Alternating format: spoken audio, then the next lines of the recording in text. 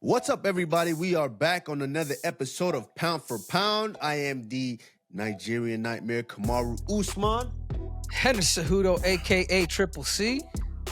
Had to wake it up. I had to wake it up today. A Shadow Line production. Yeah. Well, my man Henry, we are back again.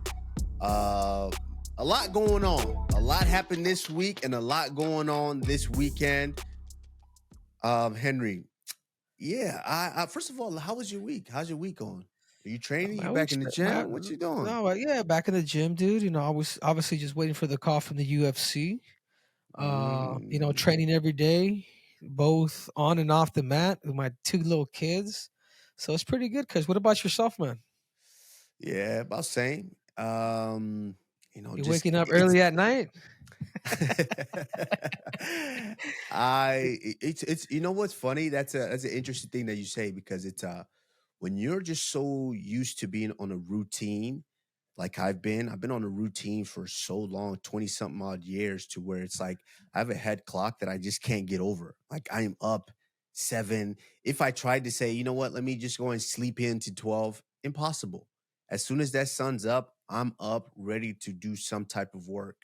And when I'm unable to do that work, it's a little depressing, I have to say. So starting to kind of itch a little bit, looking for the next person I might have to You want some of that ice? How do they I do don't know it? what How that do these is. things do? What's the new generation shit that they do?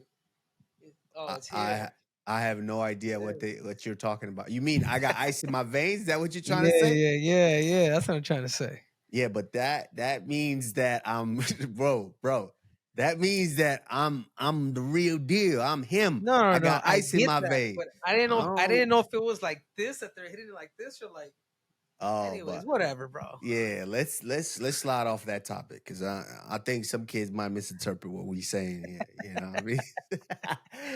But Henry, a lot of news happened this week. First and foremost, before we get into this, we have our UFC 320 happening this weekend. Alex Pereira versus Magomed Ankalaev 2. Henry, first one was, I thought it was a good fight. I mean, a lot of people might have thought different, but I thought it was a pretty good fight. But now you get to really see Alex Pereira fight back again.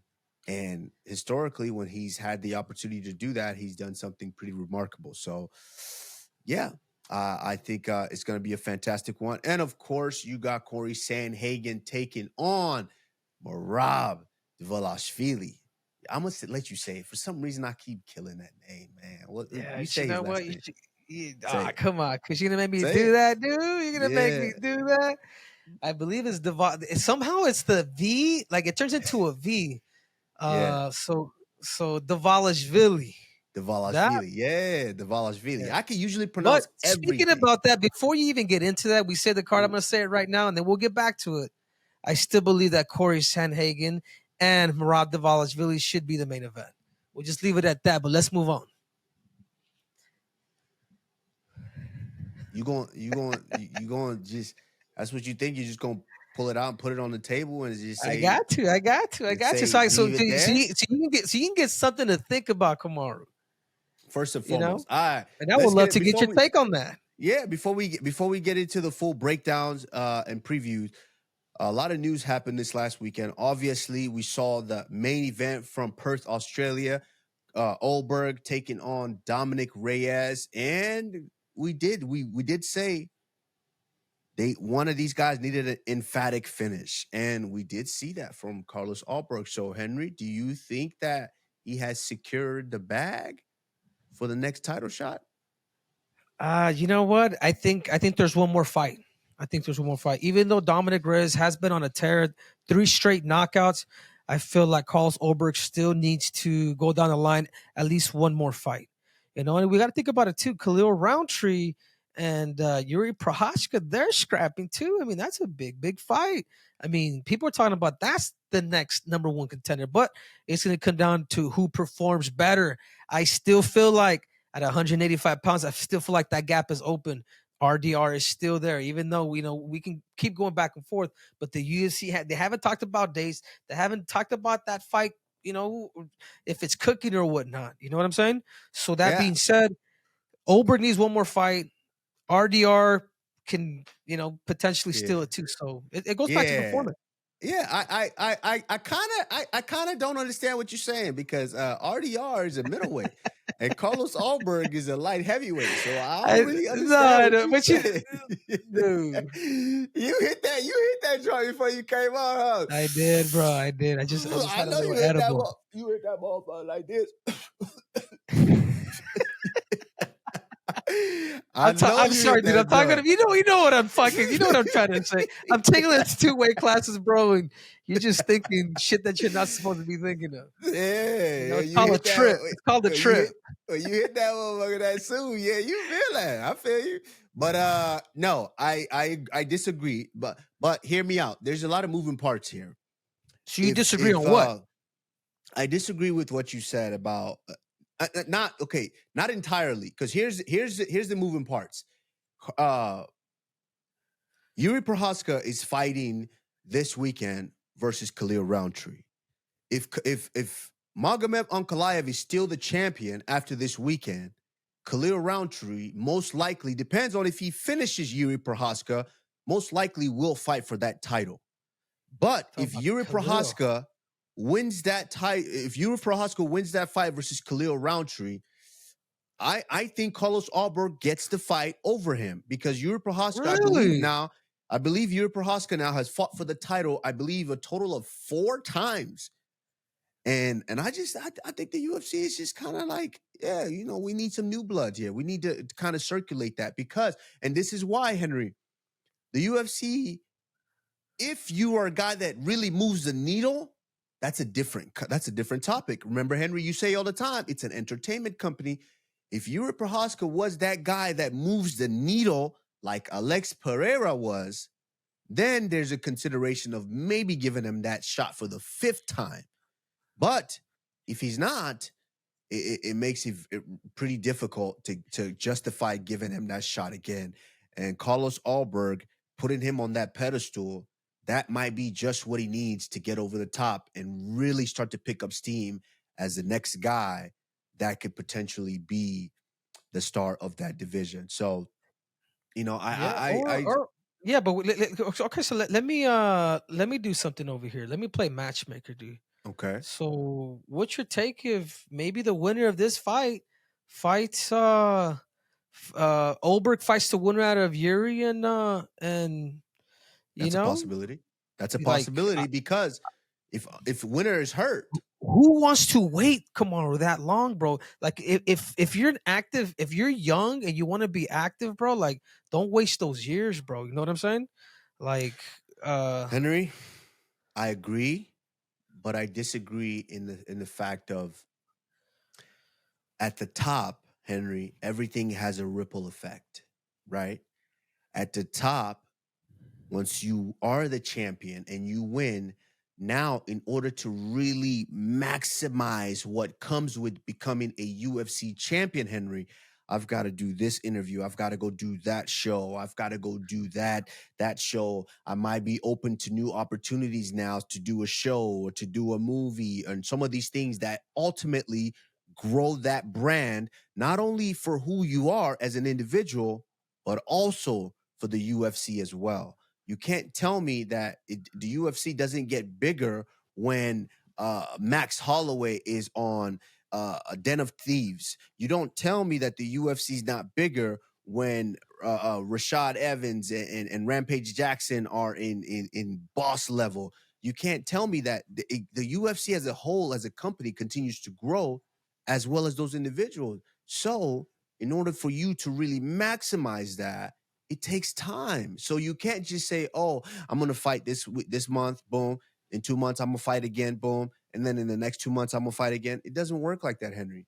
You have to give yourself time to really start people to recognize that you are the champion and what you've done. So that's the only reason I disagree with you, Henry. All right. So we could agree to disagree. I Agree to like it, but I disagree. mean, I think the fight that the UFC would want to make is, I believe that they would want to do Yuri and and Ankalaev, for the simple fact that they've already had beef. They're already thrown stuff at each other. Like, if you're able to Mm. create these storylines and history, that's what sells, bro. So Really? that would be a They've bigger. thrown stuff at each other?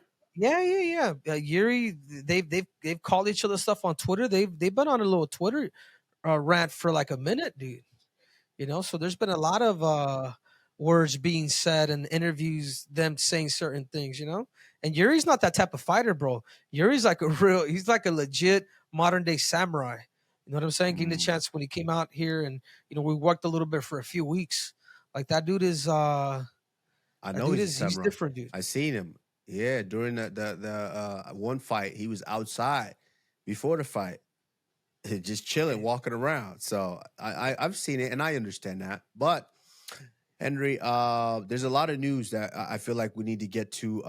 This one from over the weekend that was really I honestly I don't know how to, a few days ago, I don't know how to feel about it, but Yeah, I mean I no. know Well, how I I mean, feel. maybe I could ask you, bro. I mean, in Lincoln, in Nebraska, bro. I Omaha. mean, I don't was he discriminated, bro?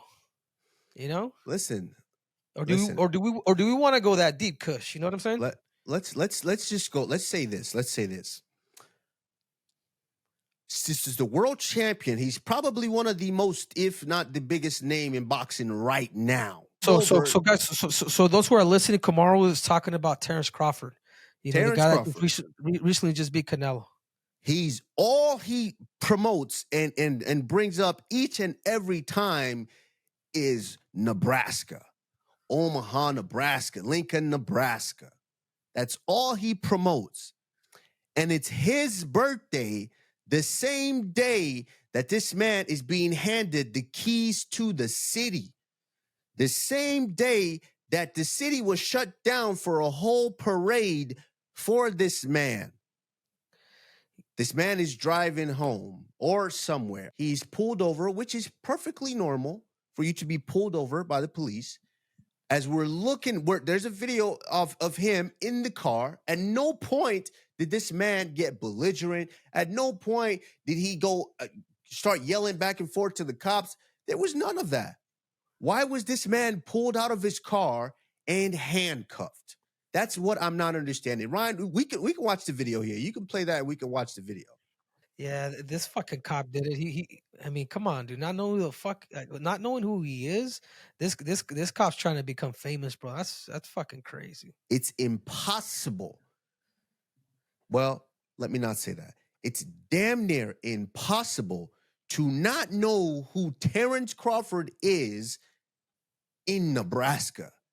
I mean, literally, probably the most famous man in Nebraska, besides Warren Buffett, of course, right now. So I don't understand. Step out of the car. I understand there was a gun in the car. He did notify him of that. But why was he pulled out of the car and handcuffed? I lived in Nebraska for a few years. Hence the name. Marty from where, Henry? Nebraska. I lived in Nebraska. Kamaru. I lived in Nebraska. And I have to tell you, Henry. I know, but I have to tell you, Henry. Hey, it's unfair. For some reason, it's just something about the complexion that just puts people in a frenzy. yeah, but I mean, it could also go. It could also be too. I mean, there's that flip side too with cops. Certain cops have like a different style, bro. Like, they just they get that ego stroke. You know what I'm saying? And I think, But what possible ego? Like what possibly? just the wrong people that are on the street that maybe are not doing organized crime, but that could potentially just like feeling that power over somebody. This is what I was trying to tell you at the beginning. I think he knew, like, he did that to get famous, like he did that to get attention. You know what I'm saying? Like, think about it, bro. Like, dude, he had his hands up this year the whole time, And he said, you know what I mean? The dude's like, dude, I'm coming out. Like, what's he supposed to do? Henry, in other fighting news, PFL takes place in Dubai. Usman Nurmagomedov takes on the fierce Irishman in Paul Hughes. This fight right here, bro, outside of the UFC, it might be the most competitive fight that we have in front of the UFC. Why? Because it's been proven. These dudes went toe to toe, man. Well, Paul Hughes became the people's champ that day. You know what I'm saying? I had another level of respect for him too. You know, I personally think that anybody that goes up with Usman is at 155 pounds. It's a shutout for him. Really good on his feet, very crafty with his kicks. You know, takes the back, great submissions. You know what I'm saying? And when you look at the landscape, like who's going to be able to keep up with one is striking, and then two is grappling. But Paul Hughes showed that, bro, against that fight. Like, bro, he made Usman really go backwards, bro. He made kind of Usman like second guess himself a little bit. And I think I will say this: Usman did win that fight, but the confidence now that Paul Hughes going into that fight is going to make him very, very dangerous. I understand. I know you're absolutely right. And I think it's going to make both guys more dangerous because, you know, when you're on a high like Usman and you're able to just stop everybody, you're taking everybody down, you're just really running through guys. It does definitely give you that sense of I can't be beat. But then you go up against a tough guy that's going to be there from round 1 to round 5. That's going to keep coming and it's going to keep staying in your face and pushing you to the ultimate level. I think it now Usman knows what he's in for. And honestly, I don't know. I think this was such a highly competitive fight that first go to where I think it's going to be potentially highly competitive again. I personally would have liked to see Usman Nurmagomedov fight New Blood, fight Archie Kogan. I thought that fight might have been a little bit more competitive, but we get Paul Hughes. Paul Hughes made a good case for himself that first go, so I have no problem with this happening again. But let's not forget Archie Kogan, and I think PFL felt the same way because Archie Kogan is on the card as well. So if he's able to go out there and look phenomenal, and Usman does take care of business, or either one takes care of business, is Archie ready? Is Archie ready for that smoke, dude? Is he ready? Is he ready to become a world champ, dude? Archie been ready. Archie does nothing but train with world champions. Yeah. I'm asking you though, Kush. Does he got that inspiration? Does he got that it in him? He's been ready. You feel me? Fuck. All right. Ready. So it's gonna be an exciting weekend of fights. He's fighting. But before we get into the preview, real quick, man. Some Henry. It's I don't know how to feel about this. I don't know how to feel about it because I saw the clip, I saw the video. I didn't watch the whole fight entirely, but from the news and what I heard, Wanderlei Silva was knocked out in a brawl that took place in the middle of a boxing fight this past weekend. And it was with the tuxedo, bro. Why are you laughing? Whoa. Now, when I say brawl, that's a real brawl. That's a real brawl. These dudes are in there brawling. And I mean, you look at, I believe that was from reports that was his son, Wanderlei Silva's opponent. That was his son that threw that right hook.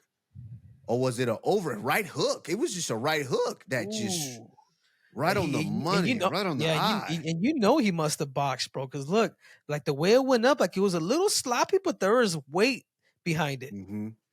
You know what I'm saying? Yeah, and look at this, just team versus team. These boys are just in there hooking just going to work.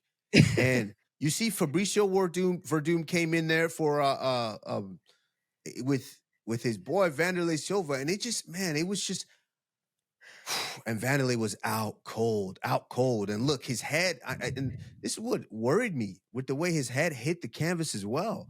I mean, for people that you've already dealing with some type of head traumas over the years and brain injuries to take a shot like this, I think it's man, I don't want to say this for the man, but as far as continuing a fighting career, man, this is just, whew, Say it, that's a tough Kush. one. I think That's a people. tough one. I think people got to hear the truth sometimes, dude. Yeah, like it's you got to question the fighting career after this. You got to question Yeah, the but, fighting yeah, career but after yeah, this. but I'm gonna tell you something. Like, so let me break it down for you. And this is, and I stand evil, and I stand equal, bro. Like, there's a headbutt right now for Wanderlei Silva, dude. One, he headbutts him. He does it on purpose. There is a knee involved in it too. There's, you know what I'm Really, saying? Like, look, that, you know it what I'm looked saying? like an Like, bro, elbow like too. a Okay. headbutt, a headbutt competition's out the window, bro. Because you could slice somebody, you could hurt somebody. You know, to him eventually get disqualified. And then this is what I will say: when everybody's fighting and everybody's throwing punches, like everything goes. You know what I'm saying? Like Right. Right. I get it, bro. If that was my if that was my dad or my son in a position like that, bro, gloves are off. Dude, I'm gonna tell you right now, gloves are off, bro. If you're not my blood and you're around me, dude, I'm gonna do whatever it takes. So to fight, bro, sometimes it's unfortunate the legend has to be at the shit end of the stick. But he started fighting. He should have just backed away, maybe went to the corner and all of them, but he should have just allowed his team to fight, bro, if that was the case. You know what I'm saying? So Yeah, it for the seemed like I. headbutt, Yeah, go ahead. go ahead. No, go ahead, because I'm You're kind of right. You're giving right. you an answer without. I'm giving you an answer that is just fair, bro. No, you're absolutely right, Henry. This Everything one I goes. absolutely agree. This one I absolutely agree with you because from reports are that he continuously was fouling this man. And listen, let's Henry, and you can let the people know who he fought because most people might not know. They might just think this is two old guys fighting. But let the No, people know no. who he was actually fighting. Wanderlei Yeah, Silva no. was actually fighting a former a world champion boxer. Yeah, for sure, man. I remember watching Arcelino Freitas when he beat Nassim Rahim. You know, that's Right. a dude that had beat somebody really good. I forget, and he ended up becoming a world champion, like one of the first ever in history of Brazil, bro, to become a world champion in boxing and being the best at that time, the best guy in the weight class, bro. Like he really put Brazil on the map, dude. You know what I'm saying? Like he had kind of like a young career, but dude, when he made it, he hit big. You know, so he's an icon in Brazil for doing that. He's probably more popular than all the world champs, dude. Honestly, all the MMA guys. That's how popular he Okay, is. I don't know about Nogueira. I mean, you talking Nogueira, you talking Anderson Silva, you talking about King of Rio, He's a Jose legend, bro. Aldo. He's a He's legend. a I give you legend. that. He's a legend. And yeah, this one is yeah. When you foul the man repeatedly, continuously, and at that point, you're not really in here to fight. You're not in here to fight a fair fight. You're going, throwing strikes and things that are not within the confines of the rules. Of course, my team is going to So try to what's protect me. So so I what's your completely verdict? get it. So what's your verdict, Kamaru? I mean, it is what it is. When you create a situation like that, which I do believe that he created, and I love Wanderlei Silva, but you created that situation. Part of what we do as professional fighters is we have to learn how to control that aggression and let it out when it's necessary. Whether it's outside the ring or whether it's inside the ring, you have to learn how to control that. And if you couldn't control yourself to where you continue to throw headbutts and like you mentioned, there was a knee in there at some point, yes, then you gotta be prepared for the repercussions that's gonna take place. And Yeah. and we saw what took place. One more thing that I will say, because this is big, bro. This is big for MMA. This is how the fighting world, like people act like this shit is new. This shit happens all the time, dude. Like when somebody is dirty to another fighter, bro, like if somebody did that to my brother, like I said, bro, there's too much emotions in there. You know, and what's different about MMA and boxing is that MMA there's everything: punches, knees, elbows. So it's like everything literally does go. You know what I'm saying? Unless you literally freaking hit somebody in the buzz, like blatantly go straight. But even then, people will kind of forgive. But in boxing, bro, it's so easy to use your freaking elbows to cut somebody head below the belt. You know what I'm saying? So it's normal to a lot of people, and I don't think also that they should hold their head down, bro. Like it's not a sucker punch, bro. It's like you're looking for No, your I instinct is don't just to think look for your dad, no. man. No, it's not a sucker punch because hey, guys, it's a fight. We were in here It's my fighting, we dad. were doing our It's my thing. It's dad. my Everybody's father. swinging in the ring. Protect him. Exactly. So you knew you were still involved in the brawl. You were swinging at civilians that were in there that weren't in there to fight you. So it is what it is. I get it. But the one thing that I would say about what you just said is MMA, not everything goes. You can't bite somebody because you will get cut for that. We've seen it. And the dude might get a 50K bonus and a tattoo on it, right? No, but Out the yeah, gate. but you know what I'm saying. But you know what I'm saying. I do know what you're saying. I do know what you're saying. But moving on in other news, Henry, we do know there's been a lot of talk of the White House card. There's been a lot of talk of who potentially will headline or not headline. So in recent news, Conor McGregor says he is not negotiating with the UFC for his White House card fight. He's negotiating directly with the United States government, Henry. Fact or fiction?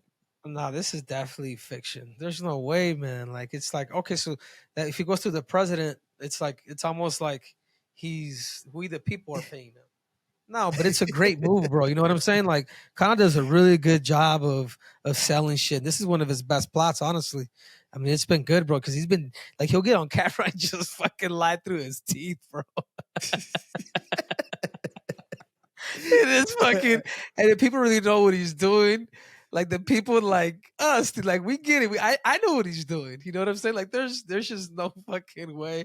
But I like it. I like what he's doing, bro. I like he's becoming that heel again. He's starting to sizzle his comeback. Coming up. So he says the White House. He says $100 million to fight at the White House, along with 100 U.S. golden visa for myself and my family and friends. Oh, he's fucking trolling, bro. I like it. I like it a lot. Before we dive into UFC 320, we gotta go shout out our people to make the fights a whole lot sweeter. I'm talking about Prize Picks. Prize Pick is the ultimate way to turn fight night into win night. You're already watching UFC 320 on October 4th, so why not win some money while you're yelling at the TV? Here's how it works. You pick more or less on fighter stats, significant strikes, fight time, and takedowns. Basically, all the things you and your drunk uncles argue about, you can find it here. Your pick hits, you cash in. And when you use the promo code P4P, Prize Pick will drop 50 little drops on you in free lineups the moment you play your first $5. They're live in 40 plus states, including California, Texas. So unless you live in Antarctica or some type of, you're probably good to go. Henry, you gonna challenge anybody? Huh? Well, what do you think, Kamaru Dean? I tell you what, I want proof from somebody. If they're able to beat my Prize Pick score, I will formally bend the knee on next week's episode. This card is stacked. No better way to watch it than with Prize Picks in your corner. Don't forget, use promo code P4P and download Prize Pick now. It's UFC 320 this weekend. A lot of good fights going on here, but I think I'm gonna just say it. To a lot of people, that first fight was kind of lackluster. Alex Pereira versus Magomed Ankalaev. People wanted to see Alex Pereira potentially do what Alex Pereira does, which is put your head in the upper deck. And unfortunately, we didn't get that. Magomed Ankalaev systematically broke him down over time. And a lot of people questioned whether maybe Alex Pereira was traveling too much. Alex Pereira was just fighting too frequently. He was a UFC savior, blah, blah, blah. A lot of words, a lot of speculations around that. But now both guys know what they're up against. Alex Pereira understands how dangerous Magomed Ankalaev is. They've had run-ins, and it's the most respectful run-ins between combatants that we've really ever seen. We see them at the PI with each other. Not only are they with each other, they're with each other, talking about each other to each other through a translator. It's the most respectful. It's the most respectful. That's funny, yeah. Thing I've ever seen, and it's, you know, as far as shit talking back and forth, they're shit talking each other, standing next to each other through a translator, and no tempers are flared. So this just goes to show you just how well respected these guys are, not just of the game, but of each other. So I'm excited for it. I can't wait to see this. We can start from. You want to start from the bottom of the card, or we can start from the top. We start from this. Alex Pereira versus Magomed Ankalaev. Henry, what is your breakdown, and who do you think takes this one home? Yeah, no. Well, the keys for a guy like Ankalaev to get that victory once again is he's gonna have to fight him in the center, bro. Because this is what I will say. And a lot of people don't recognize it. Even in that fight, Alex Pereira fought a lot closer to the cage, bro, and he was able to defend Ankalaev's takedowns a little bit more. You know what I'm saying? But it also didn't. But it also caused him to lose the fight too, because he was there a little too long. You know what I'm saying? So you have to give that control time to a guy like Ankalaev. But for Magomed, he's gonna have to get those takedowns. He has to do it early, and he's gonna have to do it in the center. For light heavyweights, it's two steps back, literally, bro, and they are against the cage. You know what I'm saying? It's different, bro. It is so freaking different, dude.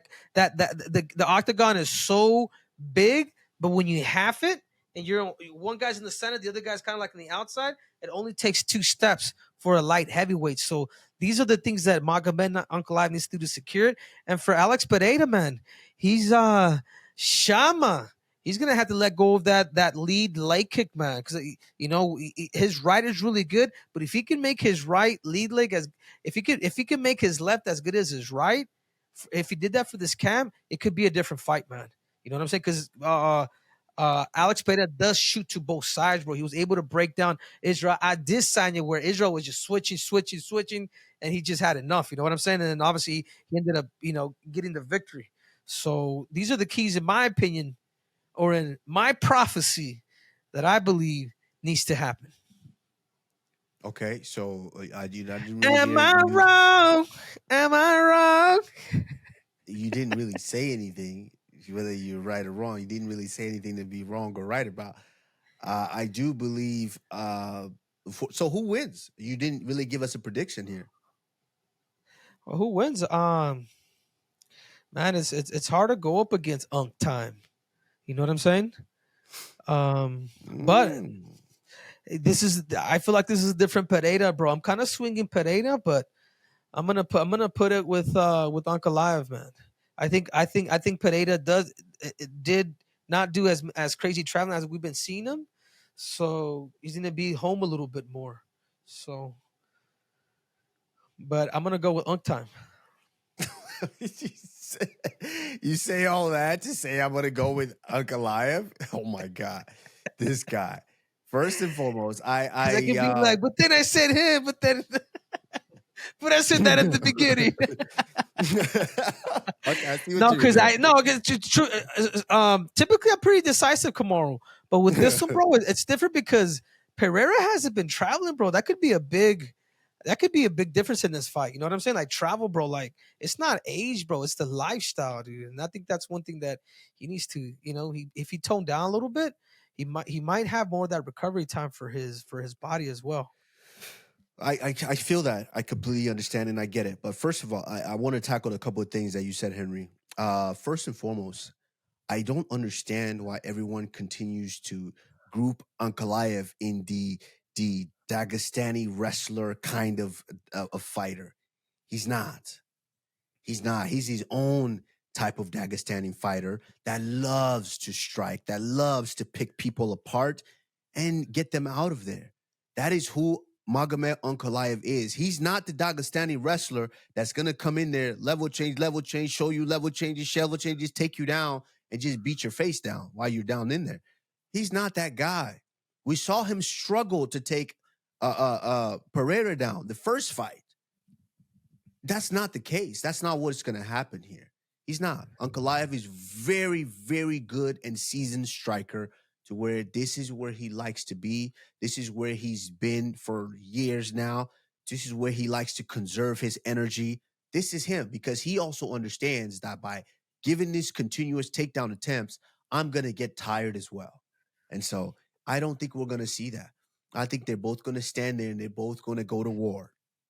Now, what I do think is going to be different is I think Alex Pereira has rested. I think Alex Pereira has really put a lot of time in this camp because Alex Pereira loves being champion, just like we all do. And Alex Pereira is going to do everything possible to try to become champion again.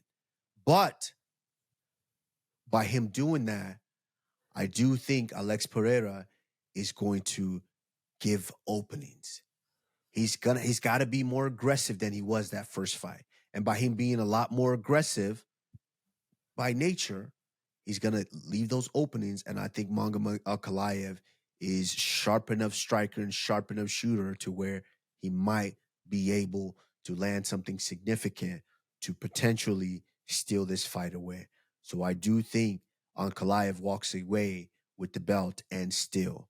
But if there is anything that could possibly happen, I think it would happen right here.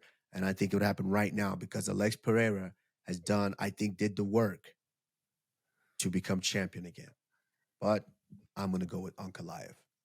So that's how you put it, Henry, not the way you just did it. I gave both sides what I think improved, what I think didn't improve, and then I picked a decisive guy. But my man, Henry, let's give people a prize pick for the weekend in this main event of the evening. I mean, that first fight went the distance, Henry. I'm really, really looking to go that the fight won't go the distance this time because I do believe that Alex Pereira needs to be a lot more aggressive in order to steal this fight away. But if history has anything to show for it, I do think Ankalaev is just the busier striker. Ankalaev he's just a busier striker. So with that being said, I do think this fight has a potential of not going the distance. Yeah. So okay. So you have Ankalaev by knockout. I said, wait, hey, don't put that. Hey, I don't like how you put those two together right there. I don't like how you said what you said and then said that. I don't like that because Alex Pereira is my friend now. Nurmagomedov Ankalaev is my friend as well. So I'm not really picking sides here. I'm giving you my professional opinion based on what I've seen from these two combatants. All right. So I'm gonna go more than 4.5 rounds. I like that. Am I wrong? I think you are wrong because you're going the opposite way that I'm going. Okay. All right. I like that. It is what it is. But now let's move on to our co-main. Listen, did you hear what I said? Co-main event of the evening. This should be the main event. Kamaru Ding. What Merab is doing. You're not wrong. I'll give you this. I'll give you this because, and this is the only reason I say you're not wrong, is because if Alex Pereira was the champion, I would be okay with saying yes, keep that as the main event. But since it's Merab, I just feel like Merab is such a lovable character. He's a guy that I think deserves that rub. He's the guy that I think deserves to, because what a statement do you make to the world about Merab Dvalishvili when, I just feel like I keep butchering that. Merab, when he gets that main event spot with the co-main event like Ankalaev versus Pereira. I mean, what a rub you give that man. And with what Merab has done so far, he's a super likable guy. He's done an incredible job on social media of raising awareness of building himself and his brand. I think, I think this would be the time to give a guy like that that shot to really headline. But listen, it's still Alex Pereira fighting in that main event. So hey, don't make statements like this, man, Henry. These are the statements that'll get you pulled up on by these dudes. All right, don't make those statements. I'm ready, bro. I'm armed and dangerous. But yeah, but think about it this way too, Kamaru. It's also where the UFC needs to market in these latter. You don't need to market in the weight class. You market in the person, bro. Like, Right. why is boxing so big, and it's all because of 147 and down. You know what I'm saying? Well, And I feel like I don't want to say that. I don't want to just say, I don't want to say the weight class. I think you hit the nail on the head about the individual. Merab has done a phenomenal job at building who he yeah, but was. what I'm trying I to mean, say typically, but what I'm trying to say typically is they always put the heavier fighter as the main event, unless it's Conor McGregor. You know what I'm saying? Like, but think about it. but you okay? So do you? Yes, but with Conor McGregor, Well it's deserved. Well we deserved. try. Yes, it's Conor McGregor, so he's an outlier. Let's take him out. Yeah. But typically, the reason I feel personally, you put the heavier weights. Well, if it's a heavyweight champion, yes, of course, he's the heavyweight champion. You put him at the main event because he's a heavyweight, Henry. There's more risk. There's more danger in this. Those guys typically, if they touch you with one shot, it could end the night. So this is the type of fights that people are on the edge of their seat going the whole night because one shot could end the night as opposed to the lighter weights that can take a lot more of Yeah. those shots. And so I Yeah. think historically this is why they put the bigger weights to headline, but also it just happens sometimes to map to add up where those bigger guys are bigger stars Well, on it, there. it, well, it depends what you want to see too, Kamar. Do you want to see knockouts, or do you want to see competition? I love competition. Wait, what? Knockouts happen. Yeah, I like to see a good fight. If I Competition? could take, Who says that? if I could see a good fight rather than somebody getting knocked the hell out, I would prefer that. You You know, paid for I'm a violence. You paid not to really watch violence. You competition. didn't pay for violence? You paid for Com- competition? Go watch bowling. it's the competition is Go violence. watch So yeah, bowling. Go the watch bowling. competition. you You know, you paid. when you I paid for competition. Go watch bowling. What? You paid for violence. Yes. And you would love it if that violence was competitive. But if the violence is not competitive, you're just going to be, wow, that guy's just beating the dog crap out of that guy. Yes, you're going to feel the same way, Henry. Yeah, I like So it. I like it. So don't anyway, sugarcoat it. let's get down to the prize picks down here. I'm gonna go more significant strikes for Cory because I just feel like, dude, he's a technician. He knows how to cut the angle. He's gonna hit him with big strikes, and he's gonna be not just that, but Cory's a hard dude to put away, man. I don't know if he's ever been put away besides Aljo. You know what I'm saying? So I think he's that guy. I personally think he's going to. I think we're gonna hear on you, bro. I really do. Wow. You're going against your savior, the man that saved you from that burning No, fire. but check this out. But check this out. Wow. No. I feel like Cory. If Cory's able to get composure tomorrow, the The biggest thing with greatest Cory, man. bantamweight of all time. Yes. If Cory's got all the tools, hands, knees, elbows, could Cory have composure, bro, and not lose his gas tank, bro? Like, that's it. If he can just find the easiest way to get up and just relax, you're gonna get taken down. You are going to be taken down repeatedly. But could you just relax, get up, use your strengths, and let him? You almost flip the game plan on Merab, but the key is composure, bro. You know what I'm saying? The key's gonna be composure in this fight. If No, Cory, there's no if. Cory's got better striking. There's no if. Make your definitive choice No, here. but that's what, And yeah. I'm and gonna don't go. go. I'm gonna go with more significant strikes for Cory Sandhagen. Yeah. Okay. I okay, that's fair enough. But you're picking Cory Sandhagen as the winner, Yes. or are you picking your savior? What are we doing here? I'm picking Cory. I'm Cory picking Cory to on this win. one. Yeah. All right. Well, against the bantamweight GOAT. All right. With that being said, I think it's gonna be a phenomenal fight. Merab Dvalishvili has done a phenomenal job. I think he's one of the most likable champions right now, and just a phenomenal guy with the way he trains, with the way that he puts everything into what he's done, and I think it's phenomenal to see him be put at this level that he is at now.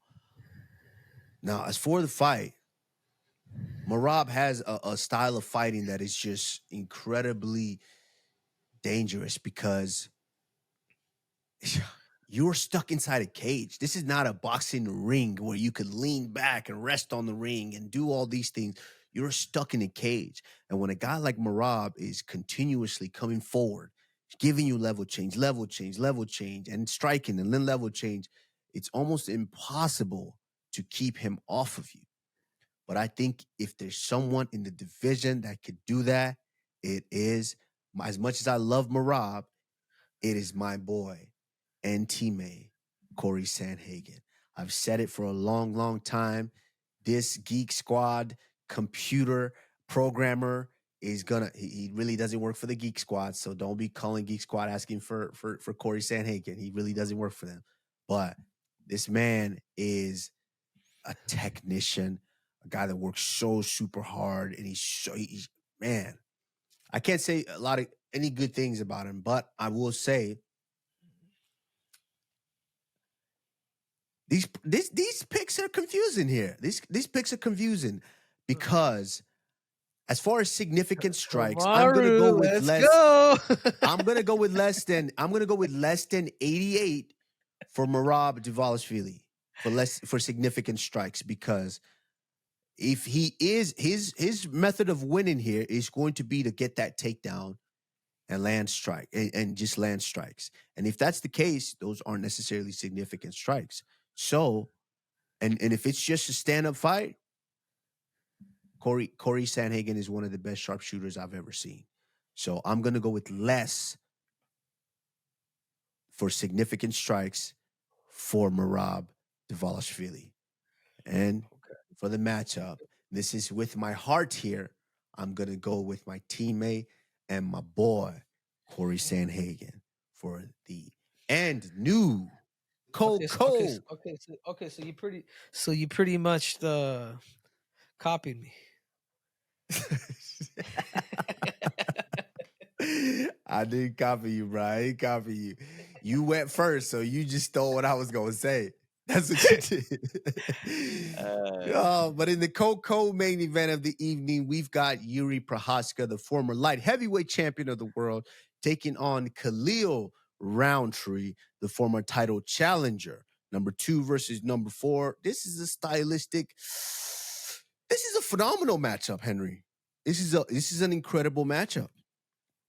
And I don't know how you feel about it, Henry. I'll let you go first. This is an incredible matchup. Yeah, I like it, bro. I like this fight. This fight just seems exciting, bro. Khalil has shown, bro, that he can bang, and dude, he was doing so well in his championship fight against Pereira, man. That just says a lot when they fought for the world title. But and then Jiri Prochazka, former light heavyweight world champ, dude. He's always innovating. He's always doing a bunch of crazy things. I've had the chance to work with him out here. He flew down to learn from me for a few weeks, and he's different, Kamaru. Like, this dude loves just he's really like like, if you're to say somebody's a samurai, it's him, dude. I like this fight. I like Khalil. I feel like Khalil's very problematic, southpaw, very explosive. But Jiri, dude, he said something that really changed my mind with him, and I know that he's starting to understand the game. He says, I can still keep my style, but I got to keep my hands up. You know what I'm saying? And when somebody's focused more on their defense more than anything, bro, with the level change and the unorthodox fighting that he does, it's only going to make him it's only going to make him that more dangerous. So for that reason, I got to go with my boy Jiri Prochazka. Well, I think it's Prochazka, not Prochazka, because he is not Brazilian. That's how you say it in French. But he's not French. Well, anyways, and I'm gonna. If you want to get technical, it's Jiri. Yeah, that's fine. I give you Jiri. But I'm gonna disagree with you, Henry. I think I do agree with the fact that Khalil Roundtree is extremely problematic, and I think he might just be the most problematic. I think Jiri Prochazka is incredibly dangerous. His movements are completely different than most of the guys in the division. But I think with a guy as solid, as grounded as Khalil Roundtree, I think it's going to be that's going to be too problematic for a guy like Jiri, who is basically relying on the weird unorthodox movement that potentially, like you said, Henry, leaves his hands down sometimes, potentially leaves him open for strikes. Khalil Roundtree is extremely dangerous. He's extremely fast. He's extremely strong, and he hits really dang hard. And so I just think that Yuri's going to create those openings, and Khalil Roundtree might find the button. Because I do think the way Jiri gets it done here is if Khalil is able to gas out, swing it at air. But if he's connecting, I just think I think this is a fight that we could potentially say doesn't go the distance. Right or am I wrong? Oh, wow. Am I right? The voice wasn't there. I didn't hit it right. No, I like it. I like your assessment. You're right, dude. I mean, it's we're only gonna find out, and that's it. Yeah, man. And for my price pick, here in this one, it's very difficult because this is a 3-round fight. So it was a 3-round fight. I just think I think it's going to be extreme. Jiri Prochazka throws nothing but significant strikes.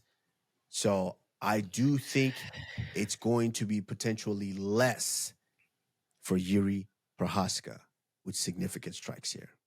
Oh, is that right? So I'm gonna have to be your counter partner. I'm gonna have to say more.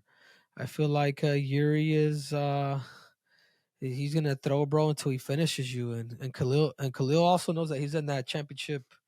He's in that championship, realm. He's one fight away, if not the next for the title shot. So I like it, bro. I like it. Well, Henry, I think there's a lot of incredible fights here. You also have Youssef Zalal, a guy that's really kind of running his name up there to be on that short list to fight for that title soon in a division that right now is very, very hot. Youssef Zalal is taking on Josh Emmett. That's a fantastic fight. And Henry, let's not forget, on those prelims, you've got the new Cameroonian assassin in the UFC. You've got Atiba Gutierrez taking on Ozzy Diaz. And so, listen, I don't know. Have you seen Ozzy Diaz fight? I've never seen him fight. I haven't seen him fight. No, neither But have I. Oh, Patchy Mix is on too. Yes, of course. But my Cameroonian brother, the silent assassin, of course. Look at that. Let's look at this, Henry. Look at the finishing rate. Look at what my man has been doing. But since he dropped that first one, he said, "Nah, man, I ain't even going around 2 or 3. I'm gonna go ahead and get him all out of there." He knocking heads off. Yeah. No, that's a lot, dude. That's a grip, dude. That's a grip of TKOs. And you know who this reminds me of? You know who a fellow Cameroonian that came into the UFC really doing this to everybody, putting them away in this fashion? It was that man, he was judo, right? Judo guy. No, Francis Ngannou. Oh my God, you hit that bad boy heavy tonight, bro. Jeez. Dude, ain't nobody thinking of the PFL like that, cuz. Hey. No, I'm joking. Stop. Yo, stop. I am not a part of whatever this man just said. Francis is Francis.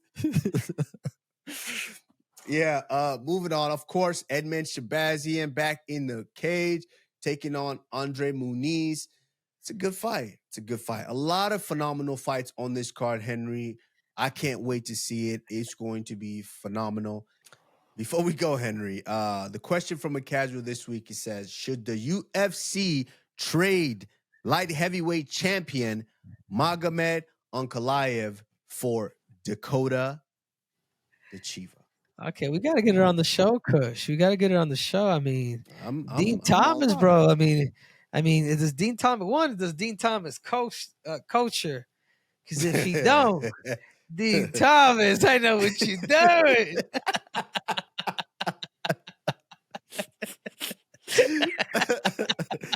What are you saying, Henry? What are you saying? Here? Fill me in. I'm lost. I'm missing something. Fill me in. What you saying? What you saying?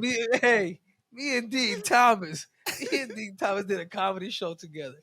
So I hope I hope you ain't mad at me, but I'm saying what I'm saying, bro.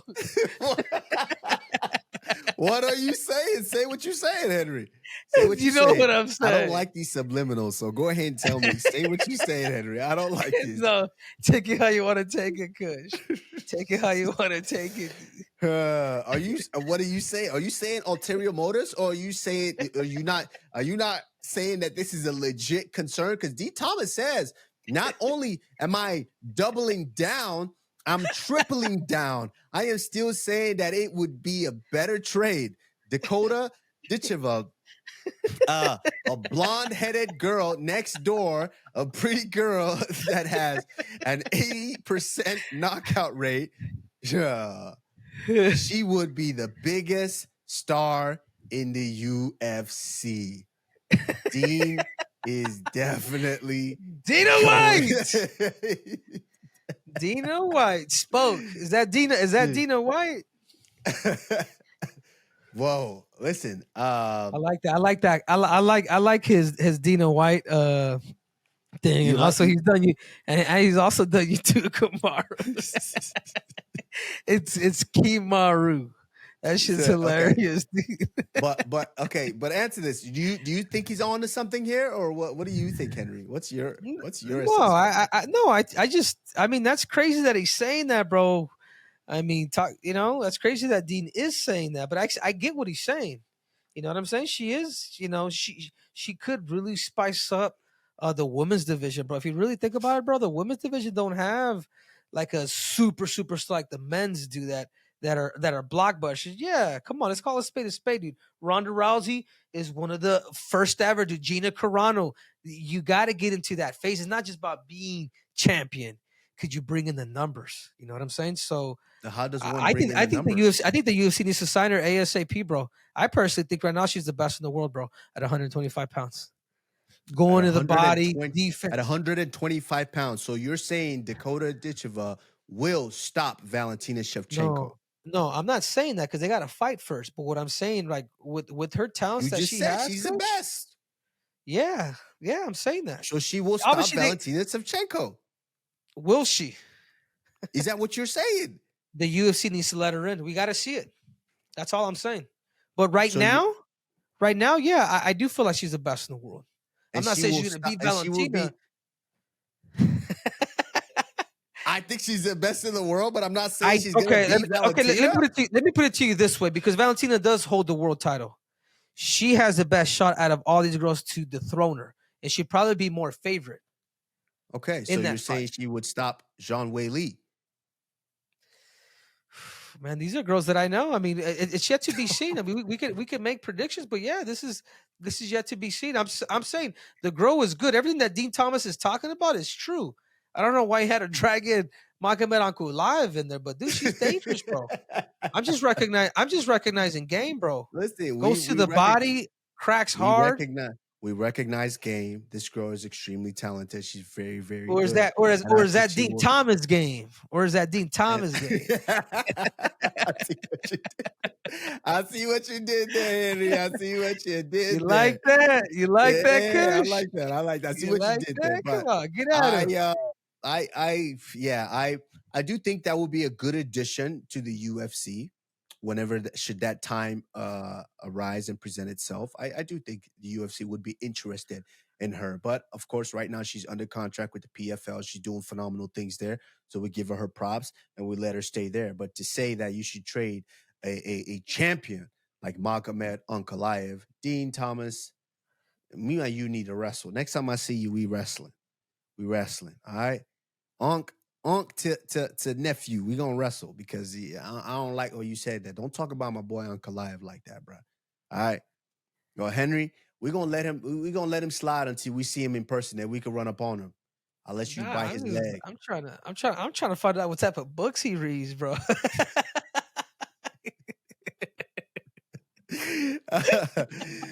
Well, Henry, it's gonna be a phenomenal weekend of fights. I mean, Shakespeare and UFC shit. 320 taking place live from Las Vegas, Nevada.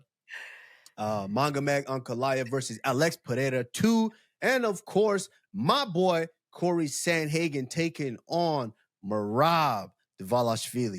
It's going to be a phenomenal card. I can't wait to watch it, Henry. Are you going to be there in person? You going to be there? Where? Are you going to be in Vegas to watch those fights? Nah, bro, I'm kicking that, dude. I gotta train here, man. Last thing the UFC wants to do with me is see me at a UFC event. I gotta fight, dude. So that's my 2 cents, All right. Kush. Are you going? All right, my boy. I see you. I see you. Nah, yeah, I'm but chilling, are you man. going? Nah, I'm chilling, man. It's just I have events coming up, so I'm just gonna chill, really put some training in, put some treatment in, and so I'm you know me, man. I like to lay low, you know, before I come up for air, and I just when I come up, I come up. So I like to lay low and just chill for a little bit, you know, let the streets miss me. You feel me? All right, Henry. As always, you know who I is, you know who I be. You see that? The Nigerian Nightmare, Kamaru Usman, Henry Cejudo, aka Triple C.